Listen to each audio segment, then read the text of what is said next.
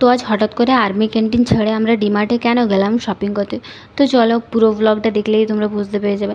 তো আজ বিকেল বিকেল আমরা তিনজনে বেরিয়ে পড়েছি ডিমার্টে যাওয়ার জন্য। আর আজ এখানে ওয়েদারটা না খুবই ভালো ছিল।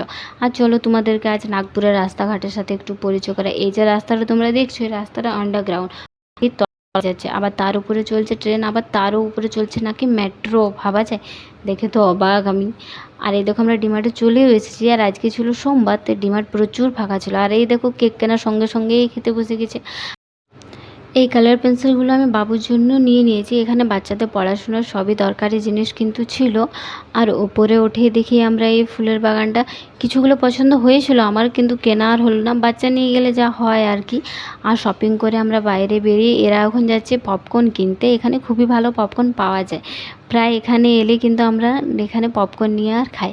আর এই ব্যাগটাতে আমি এখন সব কিছু ভরে নেবো, তারপরে আমরা যাব বাড়ি। দেখা হচ্ছে পরের ভিডিওতে, বাই বাই।